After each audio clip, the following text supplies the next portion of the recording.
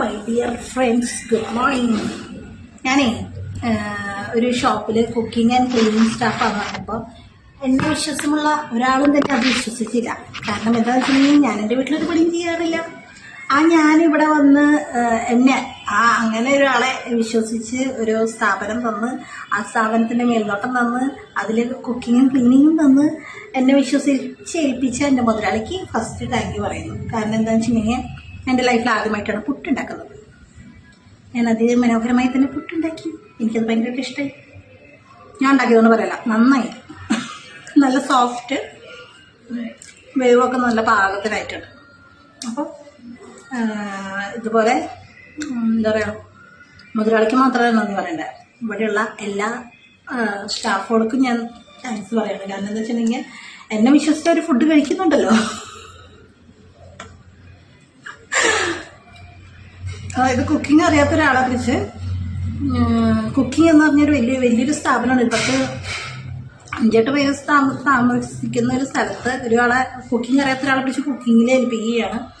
അത് വിശ്വസിച്ച് ആ ആളെ വിശ്വസിച്ച് ഫുഡ് കഴിക്കുന്ന സ്റ്റാഫുകളും ഓണറും.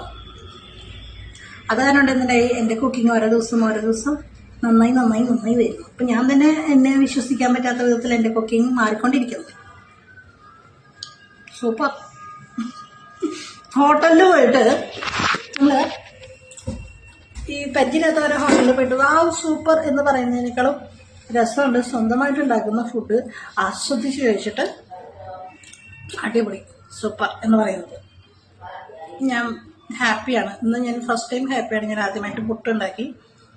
നല്ല രീതിയിൽ തന്നെ എനിക്ക് ഇഷ്ടപ്പെട്ടു. നല്ല സോഫ്റ്റ് ഉണ്ട്, നല്ല വേവ്. ചിൽഡ്രൻസ്, എൻ്റെ പുട്ട് എങ്ങനെയുണ്ട്? അവിടെ നിന്ന് വോയിസ് മാത്രം തന്നാൽ മതി. കേട്ടില്ല, എല്ലാവരും ഭയങ്കര ബിസിയാണ്. എനിക്കിഷ്ടമായിട്ടോ. അവരെ ഇഷ്ടമായി എന്നാണ് അപ്പുറം പറഞ്ഞത്. എന്താണെന്ന് എനിക്ക് അറിയത്തില്ല. കേട്ടാവോ? ഡിയർ, ഹലോ, എൻ്റെ പുട്ടിൻ്റെ ഒരു ഇതൊന്ന് പറഞ്ഞു തരുമോ? എൻ്റെ പുട്ട് എങ്ങനെ ഉണ്ടായിരുന്ന? എവിടെ പോയി കിടക്കുന്നു ഇവർക്ക്? ചിൽഡ്രൻസ്, ഇവിടെ വാ. നീ ശരിയാക്കാത്താളെ ഫോൺ ബേസി. ഇന്നത്തെ ലോകത്ത് ഫോൺ വന്നു കഴിഞ്ഞാൽ ഇനി ഒരാൾക്കും അപ്പുറത്ത് നിൽക്കുന്ന ആൾക്കാരെ വിളിച്ചാൽ പോലും അറിയത്തില്ല.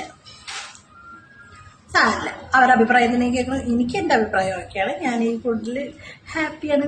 ഇന്നെന്തോ വയ്ക്കും കറി ആലോചിക്കട്ടെ. അപ്പം ഇതുപോലെ എൻ്റെ സ്വന്തം കുക്കിങ്ങിൽ എനിക്ക് ഏറ്റവും ഇഷ്ടപ്പെടുന്ന കാര്യങ്ങൾ ഞാൻ നിങ്ങളുമായിട്ട് ഷെയർ ചെയ്യുന്നതായിരിക്കും. അപ്പം ടാറ്റാ ബൈ സീ യു. പിന്നെ എനിക്കൊരു ചേച്ചി എന്താ പറയുക, കറി വെക്കാനുള്ള ടിപ്പുകളൊക്കെ പറഞ്ഞു. എന്താ പറയുക, എനിക്ക് നാളികേരം അരച്ചിട്ട് മാത്രമേ എനിക്ക് മീൻകറി വെക്കാൻ അറിയുള്ളൂ. നാളികേരം ഇല്ലാണ്ട് മീൻകറി വെക്കാൻ അറിയില്ല. അപ്പം അതിനെക്കുറിച്ചിട്ട് ഒരു പുഷ്പേച്ചി, എൻ്റെ വീടിൻ്റെ അടുത്തുള്ള ചേച്ചിയാണ്, ആളെനിക്ക് വിളിച്ച് എന്നെ ക്ലാസ് തന്ന് എന്നെ പഠിപ്പിച്ച് വെച്ചിട്ടുണ്ട്. അതൊന്ന് ട്രൈ ചെയ്ത് നോക്കണം. അത് നന്നായി ഞാൻ വീണ്ടും ലൈവ് വരുന്നതായിരിക്കും. അപ്പം ഇതുപോലെ എൻ്റെ പ്രിയപ്പെട്ട ചേച്ചിമാരെ, നിങ്ങൾ വീട്ടിലുണ്ടാക്കുന്ന ഏറ്റവും ഇഷ്ടപ്പെട്ട കറികൾ എന്തൊക്കെയാണെന്നുള്ളത് എന്നോട് പറഞ്ഞുതരാം.